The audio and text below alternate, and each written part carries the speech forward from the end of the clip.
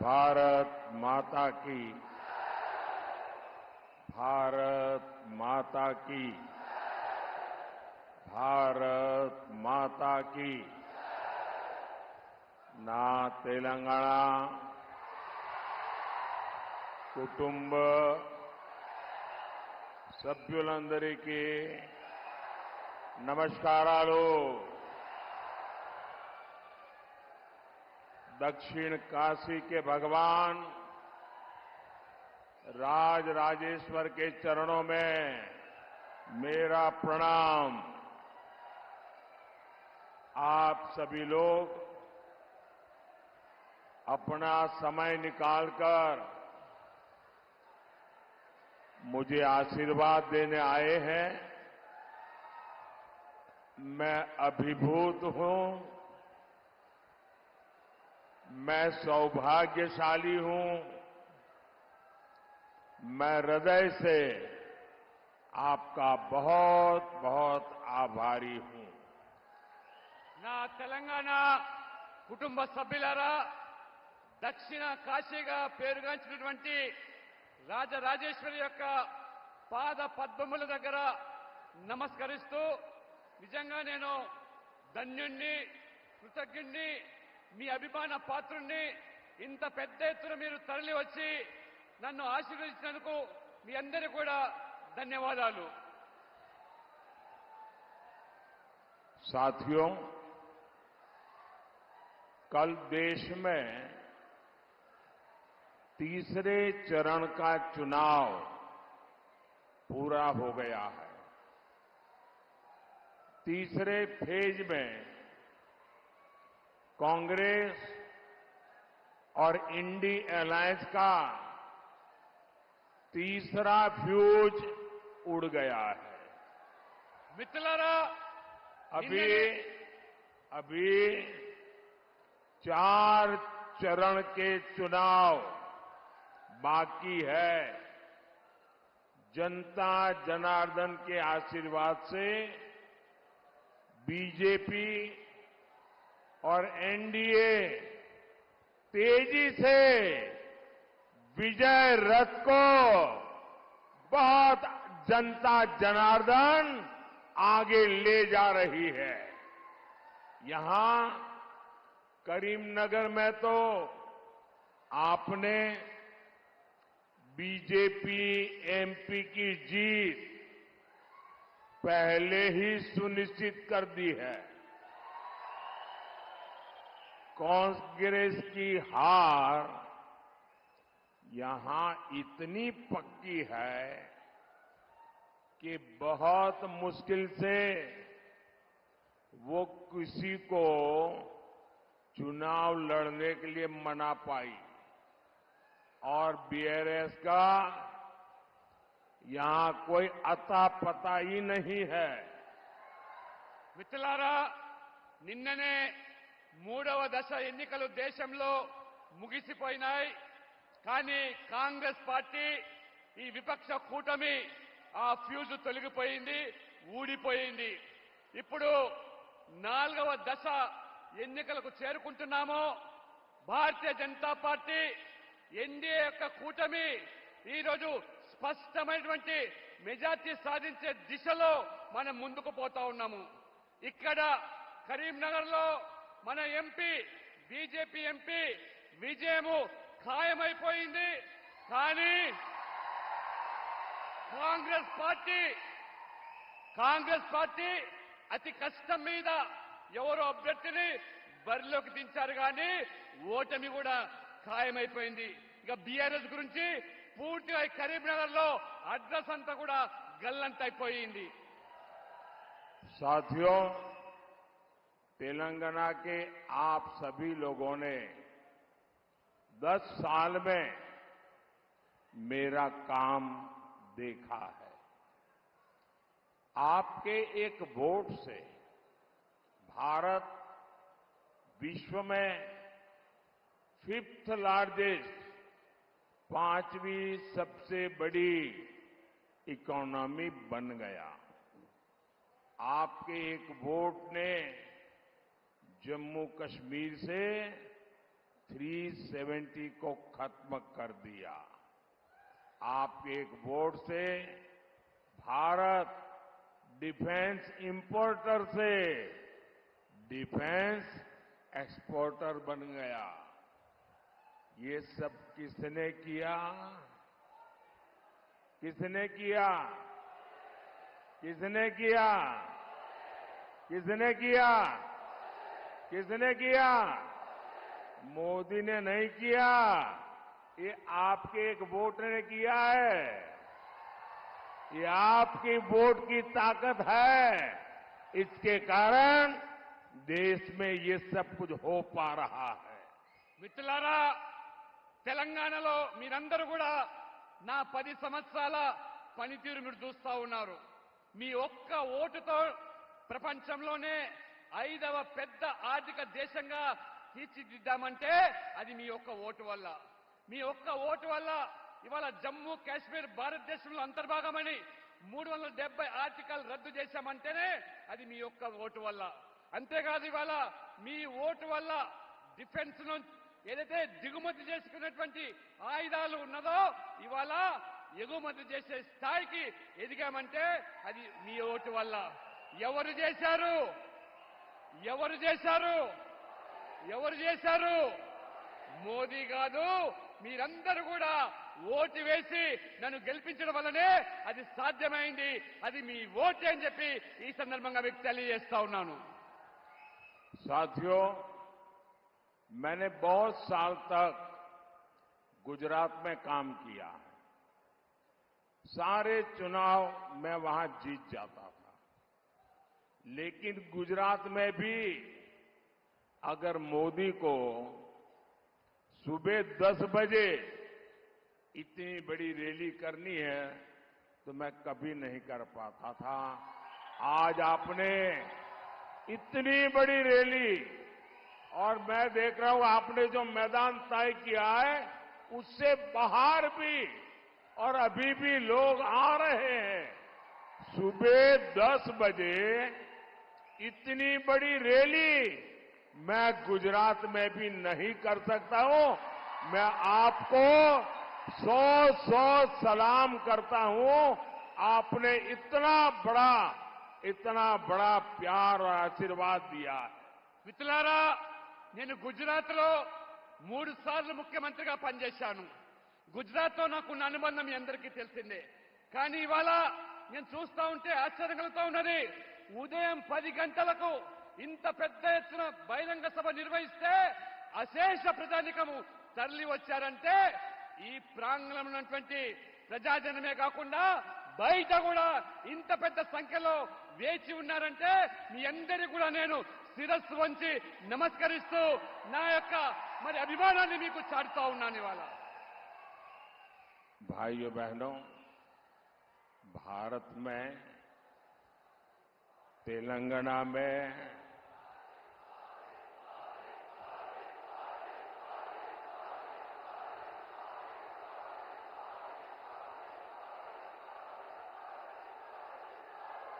साथियों, चाहे भारत की बात हो, चाहे तेलंगाना की बात हो, हमारे देश में सामर्थ्य की कभी कमी नहीं रही। लेकिन कांग्रेस सरकारों ने इतने वर्षों तक एक ही काम किया। आप मुझे बताइए, कांग्रेस ने देश के हर सामर्थ्य को तबाह किया कि नहीं किया? कांग्रेस ने देश की अर्थव्यवस्था को तबाह किया कि नहीं किया? एग्रीकल्चर और टेक्सटाइल जैसे सेक्टर, ये सदियों से भारत की ताकत थी। कांग्रेस ने उन्हें भी तबाह कर दिया। इसकी सबसे बड़ी वजह है कांग्रेस ही देश में समस्याओं की सबसे बड़ी जननी है। మిత్రులారా, కాంగ్రెస్ మనం చూస్తున్నాము దేశంలో ఎంతో సమర్థత ఉన్నా తెలంగాణలో కూడా ఇక్కడ ప్రజలకు అనేక రంగాల్లో కూడా సమర్థత ఉన్నా మరి ఈ కాంగ్రెస్ పార్టీ మరి ఈ సమర్థత ఉన్నటువంటి ఈ యొక్క వ్యవసాయ రంగాన్ని కానివ్వండి, ఆర్థిక రంగాన్ని కానివ్వండి ఏ రకంగా అణిచివేసి కేవలం ఒక సమస్యల వలయంగా మార్చినటువంటి పార్టీ ఏదైనా ఉందంటే అది కాంగ్రెస్ పార్టీ మాత్రమే అని చెప్పి నేను తెలియజేస్తా ఉన్నాను. भाइयों बहनों, पिछले 10 वर्षों में एनडीए ने हर सेक्टर को, भाजपा और एनडीए ने हर सेक्टर को आगे बढ़ाने का काम किया है। हम फार्मिंग सेक्टर को मॉडर्नाइज कर रहे हैं। हमारा जो खेती है, किसानी है, हमारा जो रायतू बंधु है, नेचुरल फार्मिंग, नैनो यूरिया और ड्रोन को प्रमोट कर रहे हैं। आज किसान को किसान सम्मान निधि मिल रही है। किसानों को फसल बीमा योजना का लाभ मिल रहा है। हमारी सरकार देश में टेक्सटाइल पार्क्स बना रही है। आज कौशल विकास से लेकर आर्थिक सहायता तक हर स्तर पर भाजपा सरकार आपके साथ खड़ी है। మిత్రులారా 10 సంవత్సరాలుగా ఎన్డీఏ ప్రభుత్వము అన్ని రంగాల్లో ఏ రకంగా అభివృద్ధి చేసుకుంటూ పోతున్నదో మీరు చూస్తా ఉన్నారు. ఇవాళ వ్యవసాయ రంగాన్ని ఆధునీకరణ చేసి వ్యవసాయాన్ని లాభసాటిగా మార్చేదానికి ఇవాళ రైతులకు పెట్టుబడి సాయం కింద ఆర్థికంగా ఆదుకుంటా ఉన్నాం. దాంతోపాటు ఇవాళ నానో యూరియా కానివ్వండి, లేదా ఇవాళ కిసాన్ సమ్మాన్ నిధి పేరు మీద కానివ్వండి, లేదా ఇవాళ ఫసల్ బీమా పేరు మీద రైతులను ఆదుకునేటువంటి ఇవాళ కార్యక్రమాలు చేపడుతున్నాం. ఇవాళ టెక్స్టైల్ పార్క్స్ కూడా ఏ రకంగా దేశవ్యాప్తంగా అభివృద్ధి చేస్తా ఉన్నాం. ప్రతి ఇంటిలో కూడా ఒక నైపుణ్యత ఉన్నటువంటి వ్యక్తులను ఆ స్కిల్ డెవలప్మెంట్ తర్వాత వాళ్ళను ఏ రకంగా తయారు చేసి ప్రతి ఇంటికి కూడా ఈ యొక్క ప్రభుత్వం యొక్క పథకాలు చేరవేస్తా ఉన్నాము. साथियों, बीजेपी हमेशा नेशन फर्स्ट, राष्ट्र प्रथम के सिद्धांत पर चलती है। जबकि तेलंगाना में कांग्रेस और बीआरएस फैमिली फर्स्ट इस पर चलती है। ये लोग ऐसे हैं, इनकी पॉलिटिकल पार्टी ऐसी है, by the family, for the family, of the family, यही इनका खेल है। कांग्रेस और बीआरएस में कोई अंतर नहीं है। ये एक ही चट्टे बट्टे के लोग हैं, वो एक ही सिक्के की बाजू है। कांग्रेस और बीआरएस को कौन जोड़ता है? कांग्रेस और बीआरएस को करप्शन जोड़ता है, करप्शन। कांग्रेस बीआरएस को जोड़ती है अपीजमेंट की पॉलिटिक्स, तुष्टीकरण की राजनीति। कांग्रेस और बीआरएस को जोड़ती है इनका जीरो गवर्नेंस का मॉडल। इस गठजोड़ से हमें मिलकर के तेलंगाना को बचाना है। మిత్రులారా, భారతీయ జనతా పార్టీ అంటే నేషన్ ఫస్ట్ పార్టీ, దేశమే ముఖ్యమని భావించేటువంటి పార్టీ.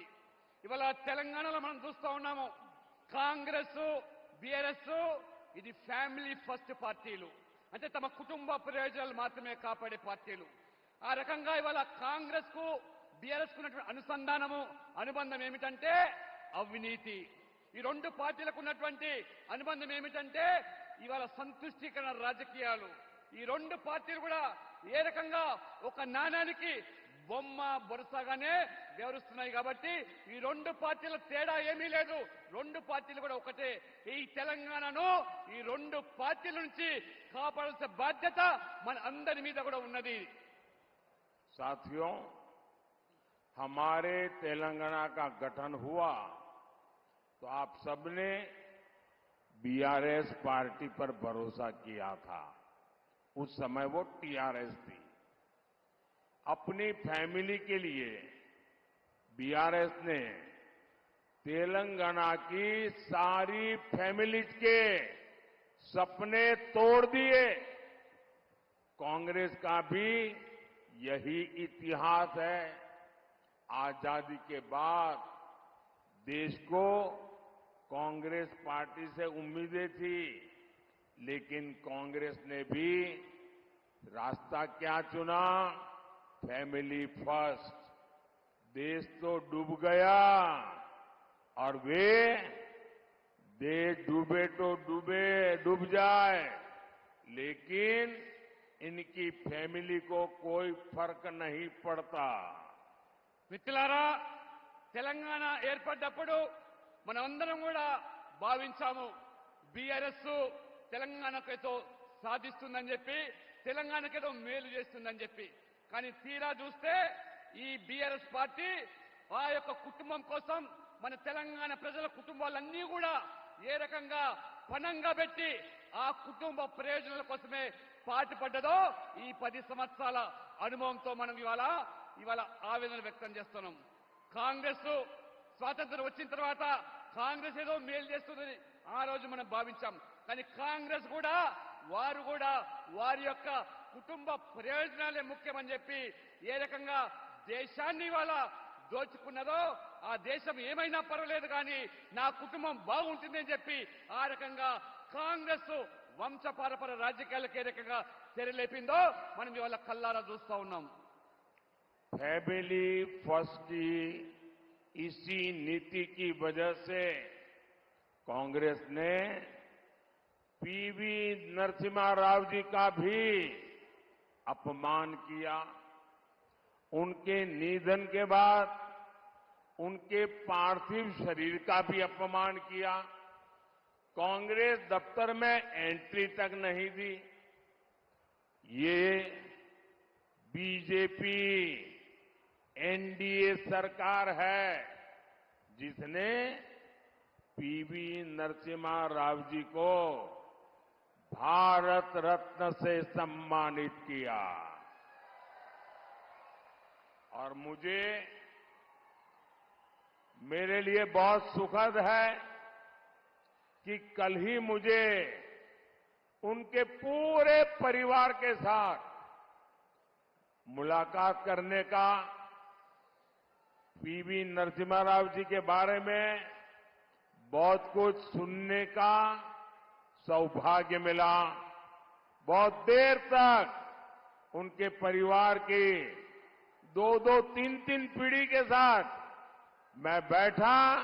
मैं गर्व महसूस कर रहा था कि एक परिवार ने, नरसिम्हा राव जी ने देश के लिए कितना कुछ किया और कांग्रेस ने उनके साथ कैसा व्यवहार किया। మిత్రులారా, కాంగ్రెస్ పార్టీ ఫ్యామిలీ ఫస్ట్ అంటే నిజంగా ఆ కాంగ్రెస్ పార్టీలో ఉన్నటువంటి పివి నరసింహారావు గారు ఒక గొప్ప వ్యక్తి, మేధావి. ఏ రకంగా కాంగ్రెస్ పార్టీ ఆ పివి నరసింహారావు గారిని అవమానపరిచిందో మనందరికీ తెలిసిందే. చివరికి తన మరణం తర్వాత ఆ పార్థివ శరీరాన్ని కూడా కాంగ్రెస్ కార్యాలయం తీసుకురాకుండా ఏ రకంగా బయటికి నెట్టేసి తరలించారో ఇదంతా కూడా మనం కళ్ళారా చూశాం. ఆ రకంగా ఆ అవమానాలకు కాంగ్రెస్ పార్టీ పివి నరసింహారావును గురి చేస్తే భారతీయ జనతా పార్టీ ఎన్డీఏ ప్రభుత్వము వారిని, పివి నరసింహారావు గారిని ఏ రకంగా భారత రత్న అవార్డు ఇచ్చి గౌరవించామో అది మన యొక్క సంస్కృతి. ఆ రకంగా మరి నిన్న వారి యొక్క కుటుంబ సభ్యులను హైదరాబాద్ లో 3 తరాల ఆ కుటుంబ సభ్యులు కలిసే అవకాశం వచ్చినప్పుడు పివి నరసింహారావు గురించి, వారి చరిత్ర గురించి, వారి ఖ్యాతి గురించి అనేకమైనటువంటి అనుభవాలు పంచుకోవడము నిజంగా నాకు చాలా సంతోషదాయకంగా ఉన్నది. साथियों, करप्शन, ये करप्शन एक ऐसी फेविकोल है जो कांग्रेस और बीआरएस का कॉमन कैरेक्टर है। ये दोनों एक दूसरे पर भ्रष्टाचार के आरोप लगाते हैं, लेकिन बैकडोर से दोनों ही एक ही करप्शन सिंडिकेट का हिस्सा है। आप मुझे बताइए, बीआरएस वाले कांग्रेस पर कैश फॉर वोट का आरोप लगाते थे ना, लेकिन जब तक वो सत्ता में रहे कभी जांच करवाई क्या?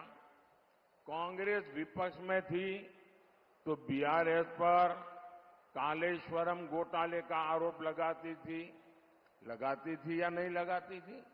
ये आए दिन हंगामा भी करते थे, लेकिन इतने दिन से तेलंगाना में कांग्रेस सरकार है, इन्होंने कालेश्वरम घोटाले की कोई जांच अभी तक नहीं करवाई, क्योंकि दोनों एक ही करप्शन सिंडिकेट का हिस्सा है। మిత్రులారా, కాంగ్రెస్ బీఆర్ఎస్ ఈ అవినీతిలో కుంభకోణంలో ఏమాత్రం కూడా ఇద్దరిలో తేడా లేదు. ఆ రోజు మరి కాంగ్రెస్ పార్టీ ప్రతిపక్షంలో ఉన్నప్పుడు ఏ రకంగా బీఆర్ఎస్ యొక్క అవినీతి గురించి మాట్లాడారు, అదే రకంగా మరి బీఆర్ఎస్ పార్టీ ఆనాడు ఓట్ ఫర్ నోట్ కేసులో కాంగ్రెస్ నాయకులు చిక్కిన తర్వాత మళ్ళీ ఇప్పటి వరకు కూడా దాని మీద విచారణ లేదు, దర్యాప్తు లేదు. కానీ ఒకరినొకరు కాపాడుకునే ప్రయత్నం. ఈ రోజు మరి కాంగ్రెస్ పార్టీ ప్రతిపక్షంలో ఉన్నప్పుడు కాళేశ్వరం అవినీతి గురించి, కాళేశ్వర కుంభకోణం గురించి రోజు మాట్లాడిన వీరు ఇవాళ విచారణ జరపకుండా, దర్యాప్తులు జరపకుండా ఏ రకంగా ఒకరినొకరు కాపాడుకునే ప్రయత్నం చేస్తున్నారో, ఇద్దరు కూడా తోడు దొంగలే ఈ అవినీతిలో, ఇద్దరు కూడా సిండికేట్ సభ్యులే అని చెప్పి కూడా ఈ సందర్భంగా నేను మీకు తెలియజేస్తా ఉన్నాను. साथियों, इन दिनों तेलंगाना से लेकर दिल्ली तक डबल आर टैक्स की बहुत चर्चा हो रही है। ये डबल आर टैक्स माने आज तो तेलंगाना का बच्चा बच्चा जानता है। इसके पहले तेलुगु भाषा में ट्रिपल आर फिल्म आई थी। मुझे लोगों ने बताया कि डबल आर ने मिलकर के कलेक्शन में ट्रिपल आर को भी पीछे छोड़ दिया है। आप जानते हैं ना, ट्रिपल आर का कितना कलेक्शन था?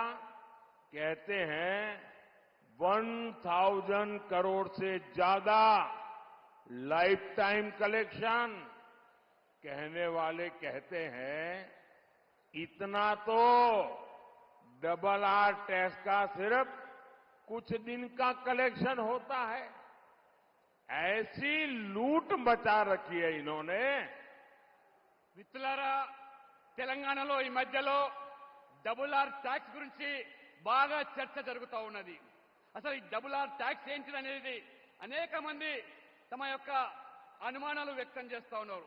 మన తెలుగులో ఒక సినిమా త్రిబుల్ ఆర్ పేరు మీద వచ్చిన సినిమా మీ అందరికీ తెలిసిందే. రికార్డు స్థాయిలో కలెక్షన్ సాధించింది ఆ త్రిబుల్ ఆర్ సినిమా. ఆ త్రిబుల్ ఆర్ సినిమా ఆడినన్ని రోజులు కూడా మొత్తం అంతా కలిపితే 1000 కోట్లు కలెక్షన్ వచ్చిందని చెప్పి మనకు తెలుస్తా ఉన్నది. కానీ వాళ్ళ డబుల్ ఆర్ ట్యాక్స్ అవుతుందో, ఈ ప్రభుత్వం డబుల్ ఆర్ ట్యాక్స్ ఆ 1000 కోట్ల కలెక్షన్ కూడా మించిపోయింది.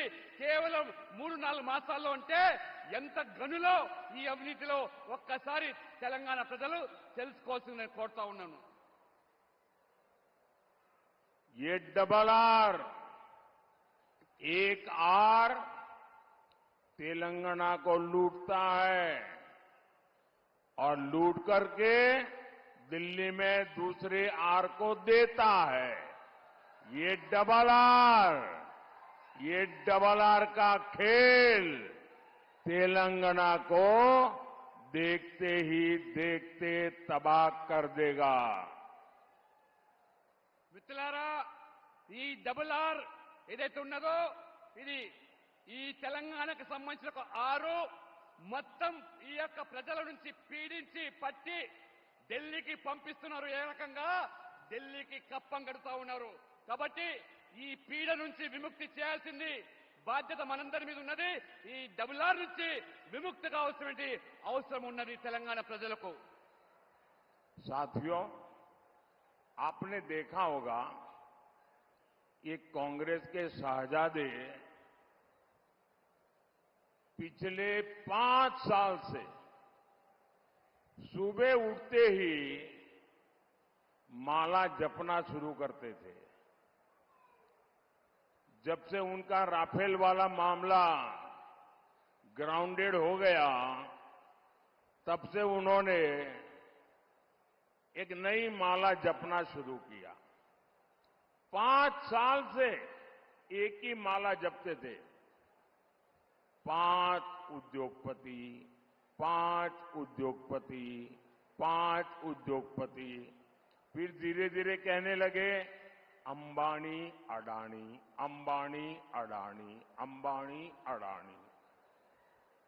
5 साल से। लेकिन जब से चुनाव घोषित हुआ है,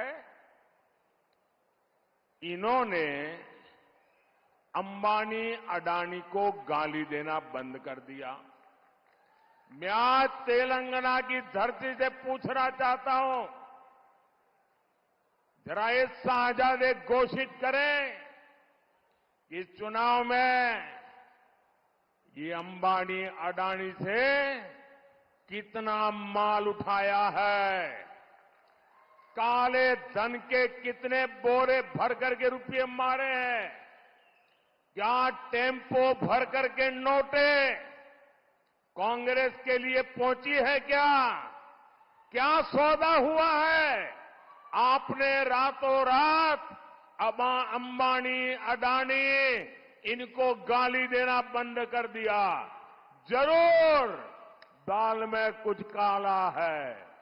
5 साल तक अंबानी अडानी को गाली दी और रातों रात गालियां बंद हो गई।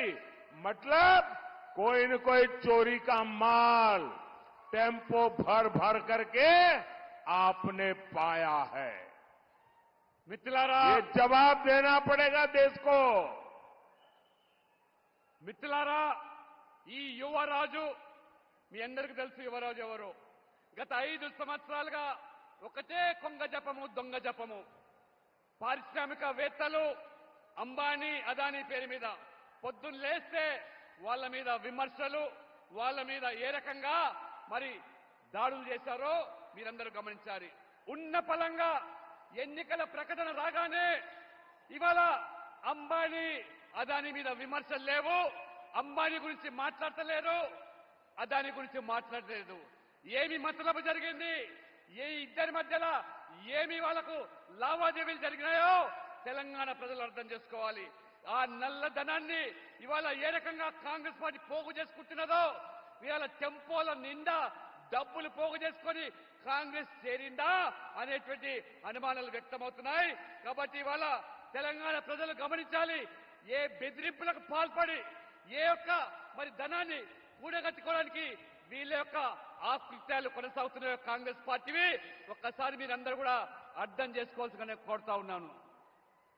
साथियों, कांग्रेस और बीआरएस के बीच जो अपीजमेंट का बॉन्ड है वो बहुत मजबूत है। इतने वर्षों से इन दोनों ने जैसे हैदराबाद को एमआईएम को लीज पर दे रखा था, पहली बार किसी ने एमआईएम को चुनौती दी तो बीजेपी ने दी। बीजेपी की चुनौती से एमआईएम तो घबराई हुई है, उससे ज्यादा कांग्रेस और बीआरएस घबराए हुए हैं। हैदराबाद में दोनों पार्टियां एमआईएम को जितवाने में लगी है। दोनों उनको साथ दे रही है। మిత్రులారా, కాంగ్రెస్ పార్టీ బీఆర్ఎస్ పార్టీ ఈ రెండు పార్టీలు బుజ్జగింపు రాజకీయాలు, సంతుష్టికరణ రాజకీయాలు ఏ రకంగా వీళ్ళ మీద ఒక బాంధవ్యం నెలకొన్నదో అది పటిష్టమైనటువంటి అది బాంధవ్యం. ఈ రోజు ఇన్ని సంవత్సరాల తర్వాత, ఇన్ని దశాబ్దాల తర్వాత హైదరాబాద్ లో ఈ యొక్క మరి ఎంఐఎం కు ఈ రెండు పార్టీలు పూర్తిగా హైదరాబాద్ ను వారికి దారాదత్తం చేశారు. మొదటిసారిగా ఇవాళ ఎంఐఎం కు ఇవాళ కంపరం పుడుతా ఉన్నది, ఎంఐఎం కు ఆందోళన కలుగుతా ఉన్నది. ఇవాళ భారతీయ జనతా పార్టీ హైదరాబాద్ లో ఎంఐఎం కు ధీటైనటువంటి పోటీ ఇవ్వడం వల్ల ఏ రకంగా బీఆర్ఎస్ కాంగ్రెస్ రెండు పార్టీలు కలిసి ఎంఐఎం ను గెలిపించడానికి ఎన్ని పన్నాగాలు పడుతున్నారో, ఎన్ని కుట్రలు పడుతున్నారో ఇవాళ ఎంఐఎం అయితే పూర్తిగా ఇవాళ మళ్ళా చిట్టిపోతా ఉన్నది, పూర్తిగా ఆందోళన వ్యక్తం చేస్తున్నది. దానికి మించి ఇవాళ కాంగ్రెస్ బీఆర్ఎస్ కూడా ఎక్కడ ఎంఐఎం ఓడిపోతాయనేటువంటి బాధను వారు వ్యక్తం చేస్తా ఉన్నారు. साथियों, कांग्रेस पार्टी के तुष्टीकरण की कीमत सबसे ज्यादा एससी, एसटी और बीसी समाज को चुकानी पड़ती। अब कांग्रेस फिर एक बार इस समाज के खिलाफ षड्यंत्र कर रही है। बाबा साहब आंबेडकर ने आरक्षण दिया, आरक्षण का अधिकार दिया, संविधान के तहत दिया। हमारा संविधान भी रिलीजन के आधार पर, संप्रदाय के आधार पर रिजर्वेशन के खिलाफ है।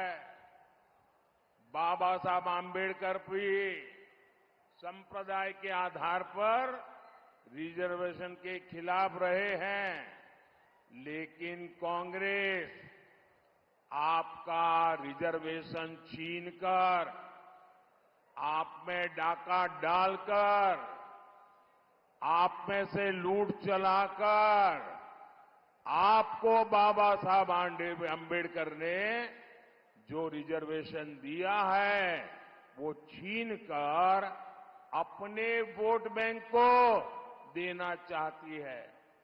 कल ही इंडी एलायंस के एक बड़े चेहरे ने खुलेआम कहा है कि मुसलमानों को रिजर्वेशन देना चाहिए, और वो कहते हैं सिर्फ देना चाहिए था नहीं, पूरा का पूरा देना चाहिए।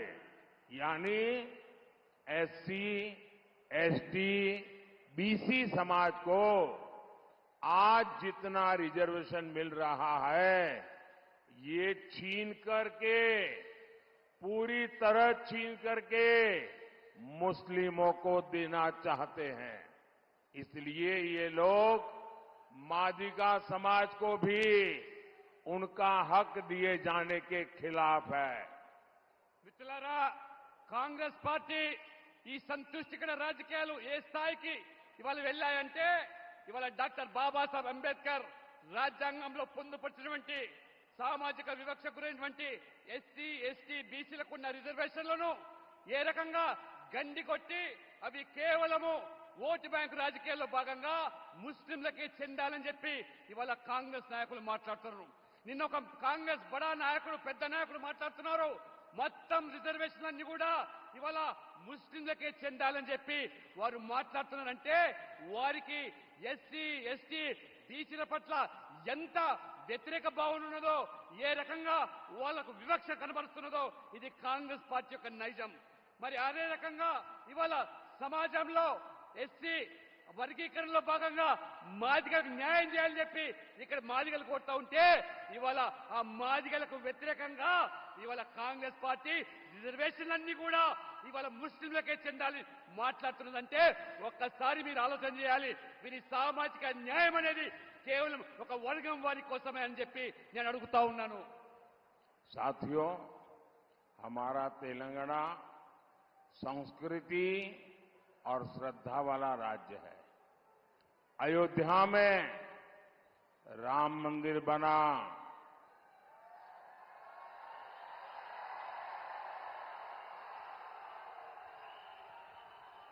अयोध्या में राम मंदिर बना, उसके स्तंभ और दरवाजे के लिए जो जरूरी चीजें थी वो हमारे तेलंगाना के लोगों ने भेजी है।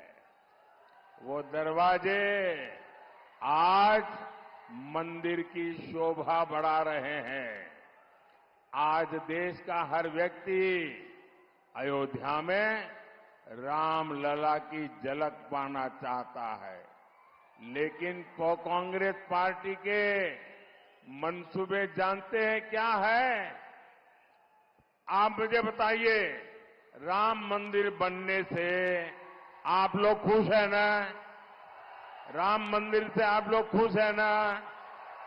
आपको आनंद हुआ कि नहीं हुआ? लेकिन कांग्रेस पार्टी दुखी है, कांग्रेस पार्टी गुस्से में है। कांग्रेस पार्टी राम मंदिर में ताला डलवाना चाहती है और ये खुलासा कांग्रेस में शाही परिवार के पूर्व सलाहकार ने किया है। उन्होंने बताया कांग्रेस के साहजादे कोर्ट का फैसला पलटकर राम मंदिर निर्माण रोकने की प्लानिंग कर रहे थे। उन्होंने अपने करीबियों से एक मीटिंग में कहा था कि कांग्रेस सरकार आएगी तो ये कोर्ट का फैसला पलट देंगे। आप मुझे बताइए, कांग्रेस के इन इरादों को जवाब मिलेगा कि नहीं मिलेगा? जोरदार जवाब मिलेगा। कांग्रेस को तेलंगाना में साफ कर देंगे। राम मंदिर की रक्षा करने के लिए क्या तेलंगाना कांग्रेस को साफ करेगी? उन्होंने, उनके साथी ने कहा है कि राम मंदिर का निर्णय उलटने वाले हैं, क्या उलटने देंगे? మిత్రులారా, మన తెలంగాణ ప్రజల యొక్క భక్తి శ్రద్ధలు విశ్వాసము మొత్తం ఇవాళ దేశం గమనిస్తా ఉన్నది.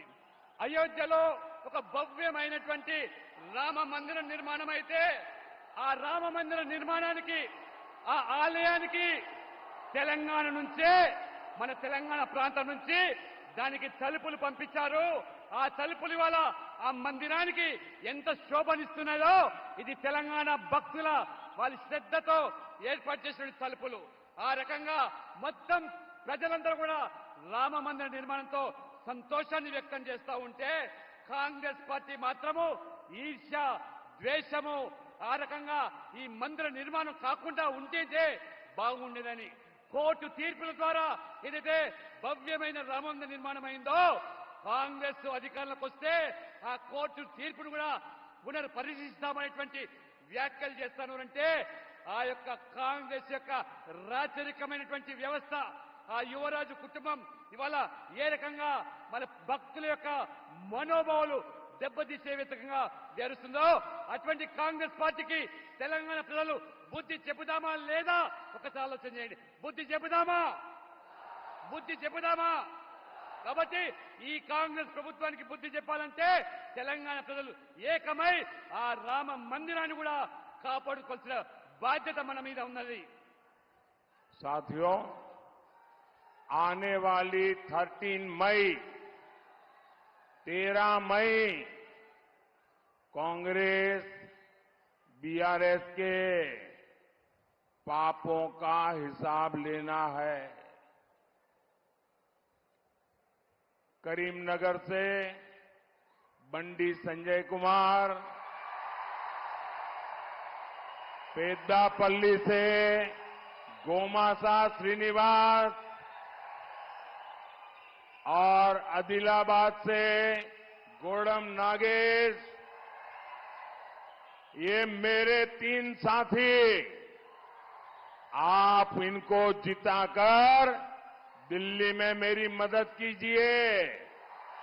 ये दिल्ली आएंगे तो मोदी को मजबूत करेंगे और आप जब इनको एक वोट देंगे ना तो वोट सीधा सीधा मोदी को जाएगा।